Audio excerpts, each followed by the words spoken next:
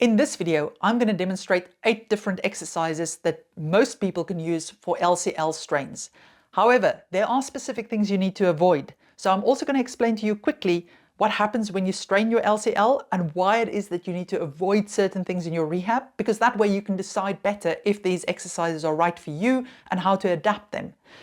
I'll also explain, if you look at your rehab plan, what different elements you have to include into it to make sure that your LCL rehab is complete. If you want to understand better how this injury happens, what the recovery times will be and how you can assess it or understand whether this is what you've injured, I've made a really detailed video about that.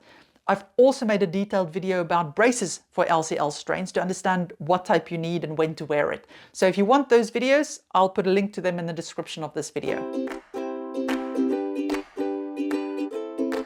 For those of you who don't know me, my name is Maryke.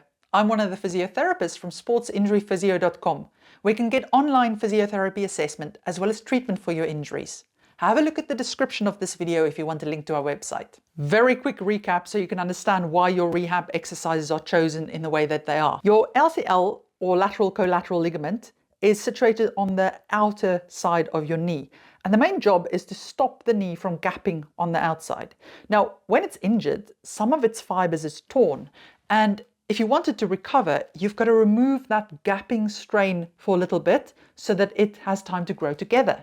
Now, this is why if you have a grade 3 tear, you're likely going to be in a brace for a long period of time, for about 8 weeks. If you have a grade 2, about 6 weeks, and a grade 1 usually don't need a brace. But you can find more info on that in the other videos I've made. I've linked to it in the description. So the whole aim of the rehab exercises is that, one, we get your range of motion back in your knee, because you'll find that it hurts to straighten it out fully, it hurts to bend up fully. And it's important that you don't force, even though that's the aim of us getting it back, we don't want to force any movements, because when you feel the pain, it means that you're straining tissue that's not ready for it yet. So we're just going to move in the pain-free range to start with, and as you recover, it will get better. The second thing we want to do is we want to improve the control of the leg. Now, we can improve control in the leg to reduce that strain on it through improving your balance, strengthening your glutes, because the glutes can stop the leg from coming in too much. Also strengthening your core muscles, because that helps to stabilize the leg. And also looking at your ankle stability or your foot stability so that you don't overpronate too much or supinate too much, and that strains the ligament. Now, thirdly, we want to make sure that the muscles that support your knee is nice and strong so that it can reduce the strain on your knee. And those are your hamstring muscles, your back thigh muscles, your quadriceps muscles are really important. That's your front thigh muscles, as well as your calf muscles. So we want to include exercises for all of these. Now, I don't want to be doing 100 exercises. So I tend to like to choose 1 or 2 exercises that looks at all of these things. Now, at the beginning, you may have to do separate exercises for all of them, but later on you can combine lots of different things into one exercise. A good first exercise to start with is just simply bending and straightening your knee. And it can be useful to sit in a position that you don't actually have to strain to sit there. So you can either just support yourself with your hands behind you, or place your back against a wall. So don't try and go onto the floor if your knee is really sore to try and get onto the floor. Do it on a bed or something. I'm just doing it here because it's the easiest to make the video here. So it's absolutely fine to do it on a couch, do it on your bed, doesn't matter where you do it. You've got to be able to sit and relax. It can also be useful if you can have one hand free to just help your leg if you find it difficult to move. Now, remember, depending on the grade of your LCL strain, your leg may not be happy to go fully straight yet. So it may be painful to go there. So we're not going to try and force it to go fully straight, because it's not something you can stretch into position. It's an overstretch injury that tears it. So you want to just go to where you feel discomfort and come back up. So we're never trying to force it, because then we'll actually interfere with the healing. But at the same point, the movement is really just as important for the healing. We just don't want to force it through that. If you have a grade 3 tear or serious grade 2 that you have to wear a brace, you do this with your brace on, and your brace will likely be set to specific degrees that stops you fully straightening it, especially for grade 3. So go within the ranges that your physio or your doctor has set you. Now, all this is you just bend your leg. I'm going to slide on the mat because otherwise it makes a noise for the microphone. You just slide your heel to where you're comfortable to bend it. If it's just there, that's okay. And you can help it with your hand to start with. Especially when you start doing this, the first few times can be really uncomfortable. And then as it warms up, it gets easier and you usually don't have to use your hand after that. So you want to do anywhere between 10 to 20 repetitions. It depends on how easy or difficult this is for you. So you just go take it straight to where you can feel it starting to be uncomfortable, and then you bend it again, and that's how you repeat it. Now, once you can get it fully straight, you can also then start tensing your quad muscle to help you get that last bit of range. So you start activating your quad muscle, and you want to hold that for about 10 seconds before you relax it, but only if it's comfortable for you to do. Now, often you can be quite limited during that first period with what leg exercises you can do, because we want to avoid anything that places a strain on the leg that will gap it on the outside. But if we think of how our bodies move, the stronger your core is and the stronger your hip muscles are, the better control you have on your leg. So that's really important part of your rehab, and usually exercises you can start with because you can do them in any position.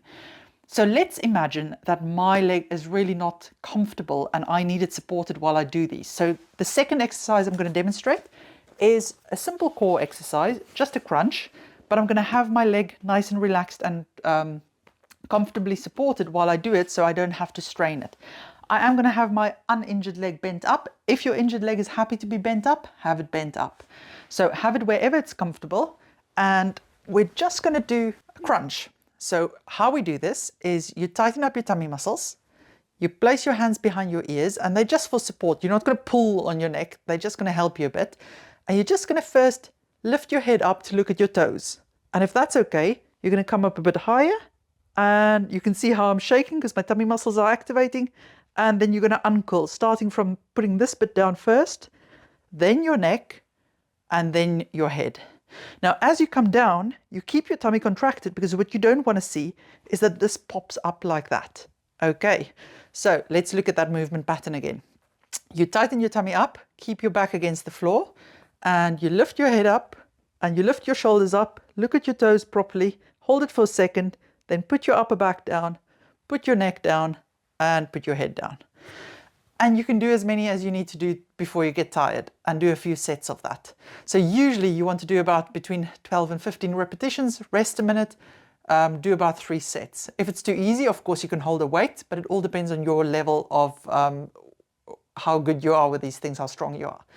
Then a next nice one that you can do is a Russian twist. And a Russian twist does, so this is the third exercise, that gets your oblique muscles in your core a bit more.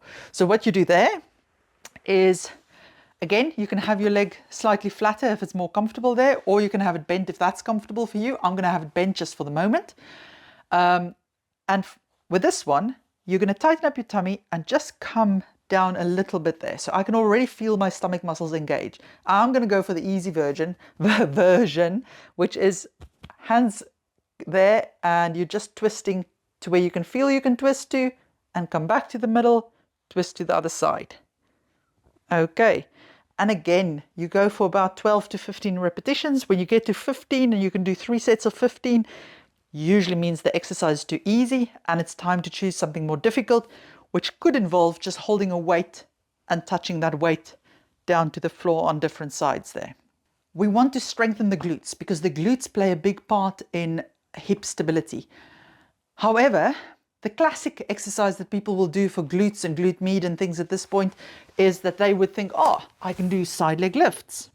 But can you see that if this ligament is injured and I do a side leg lift, gravity is going to pull my leg down and that's going to create a gapping force there. So don't do side leg lifts during the early days of your recovery. It's actually not going to be good for it.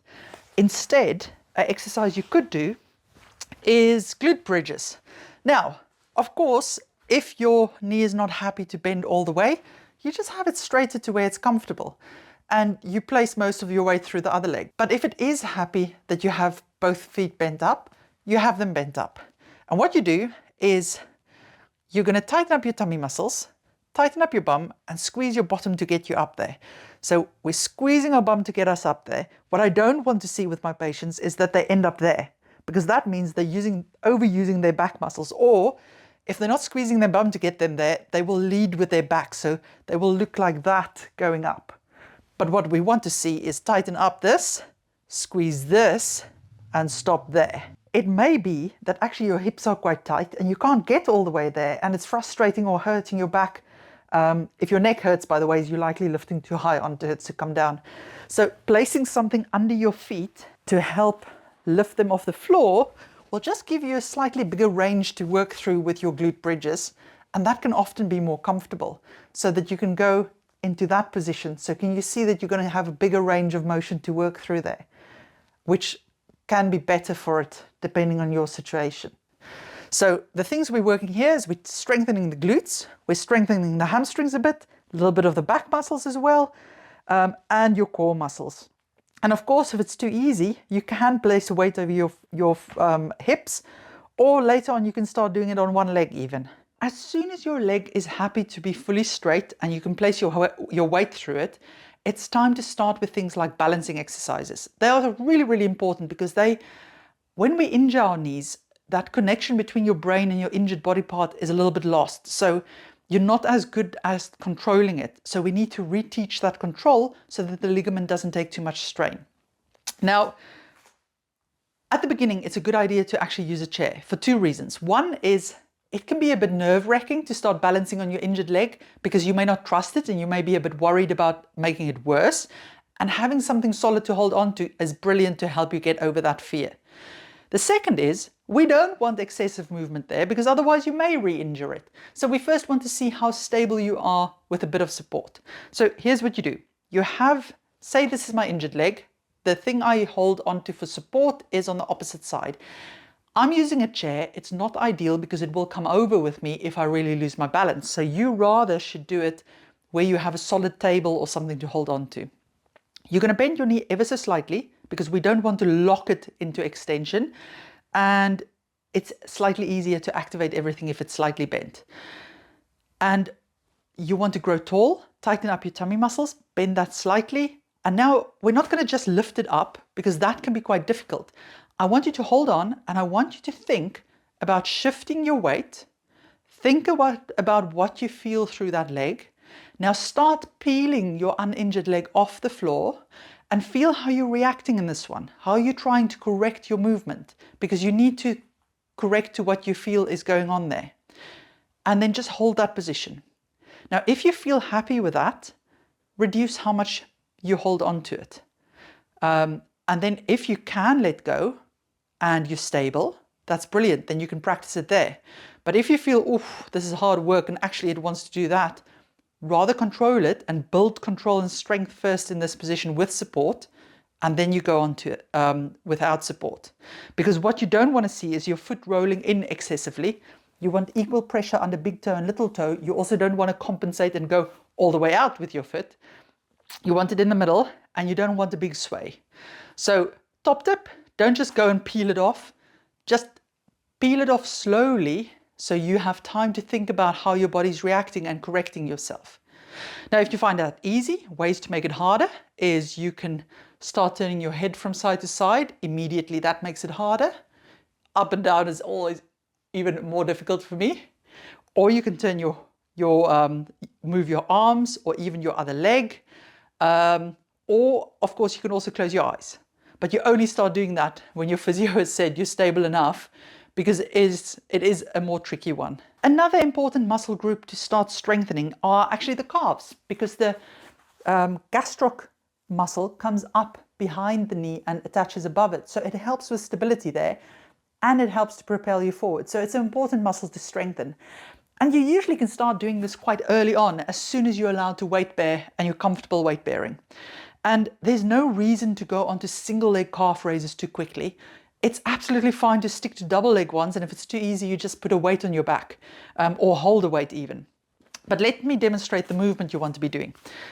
Again, this is not a balancing exercise, so you have to hold on to something. I'm not putting my weight through it because that's not exercising anything. I'm just holding on for stability. And you want to lift your heels up and then slowly come down with control. But when you lift up, you want to lift up in the middle. So you want to lift up that you feel equal pressure going through the whole front of the foot, kind of, and don't end up turning out, which I see a lot of people do at the top often. So you just lift up to where you feel comfortable and then slowly back down.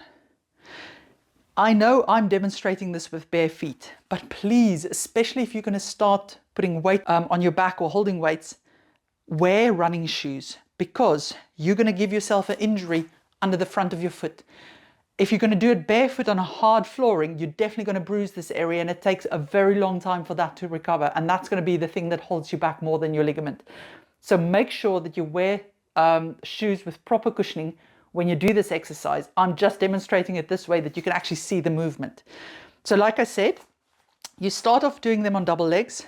When you can do your 3 sets of 15 and it's easy, then you want to add some extra weight, especially if you're not ready to go onto single leg. Just add weight, keep doing it on double legs, and just make it harder when you find it easy.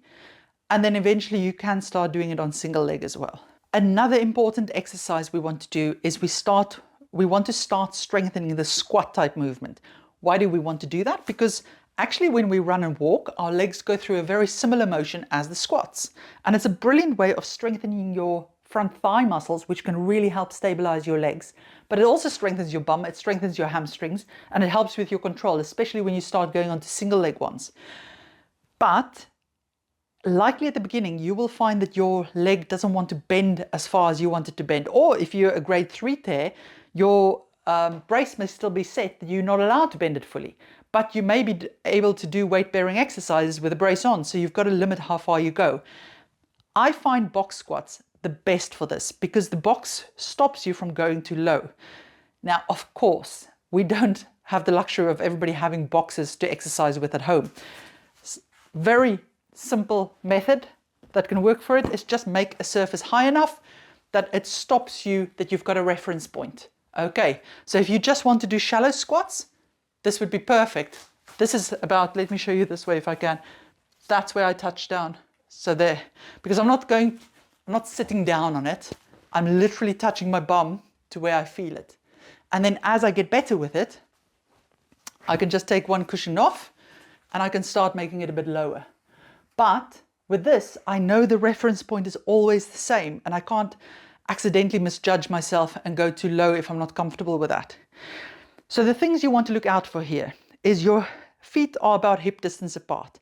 It doesn't matter if they don't point straight forwards. If your natural stance is with the feet slightly more out, absolutely fine. Then you just need to make sure middle of the knee moves in line with your feet. So depending on where your feet's pointing, that's where your middle of your knee should go. Then I like putting my hands out in front because it helps balance me, especially when I want to stick my bottom far out to the back because that gets my glutes better. And if you're going to squat with your knees coming forwards, it's not a problem, but it does sometimes cause pain depending on which part of the knee you've injured. Because if you're going to injure the LCL, it's quite a hectic movement to injure it, and often you bruise other things in the knee. So if it does hurt to do squats, see if it makes a difference depending on where your knees go when you go down. Because there's plenty of ways to do it, and they will all get you stronger. So choose the one that's the most comfortable for you. So for this one, for the demonstration, I'm going to say push your bum out far to the back, touch it gently to the cushion, come back up. Okay, so if I show you from the side, it's that movement. So my knees aren't moving too much. This is the position that's comfortable for me, but it would have been fine if they'd gone there. It would have also been fine if they'd stayed more upright, and I just did that. Choose what is most comfortable at this point for you. You want to build up to about 3 sets of 12 to 15. If that's too easy, you can start adding weights. Or you can transition to single leg stuff, but it's usually good to first build with some weights in the double leg and then go on to single leg things. A really nice exercise to transition you towards a single leg squat, this is only for later rehab though, not for early rehab, is to do little mini squats with a band around your legs. Now, when you use the band, if you're going to place it over the area that's injured, that's going to hurt. So move it up or down your leg so it doesn't hurt being there. Also, try to get it flat because if it rolls up too much, it can dig into you. So what we're doing is, the idea is, if we have the band there and we keep it out as we do a gentle knee bend and straighten, I'm training my glute med to stabilize. I'm working on my balance because it's really hard to keep it there, but I'm also strengthening my glute, my quads and my glutes and everything else in this position. So it's a brilliant all-in-one exercise. So here's the steps. You tie your band, you use an easy band to start with. Tie it around your legs in a comfortable position, then open them up. Now, you want to have a little knee bend in there when you start. I find it the easiest to keep it there. And the idea is you transition your weight over, lift your leg off the ground that you're going to have in the air, try to keep this gap. Now, you straighten your hip and come up out of the squat, and then you come back in, down into the squat. My knee must stay in line with the middle of my foot. I'm trying to control my ankle that it doesn't roll in too much in and out as I go through this position. There we go. Let me show you from the side. So that's where I start, because that's just the easiest for me to control it first. Lift the other leg up, come up, and then control it down. And now I'm losing my balance, so it's not too bad. You can have a finger on something to help you balance at the beginning. Okay. And as you can see, it's not a deep one, and I can really feel this glute working. It really helps to rest a proper minute before you do the other leg. The reason for that is this leg, the glute, has also worked because of the band pulling it out. So if you immediately switch legs, it may not have the endurance to properly do the exercise on this side, so you may lose some of the benefits. So give yourself a good minute's rest in between and make sure you work for quality execution rather than trying to get the reps in. Brilliant! Hope you found that useful. Now remember, if you need more help with an injury, you're welcome to consult one of the team via video call. The link to the website is in the description of this video. Take care.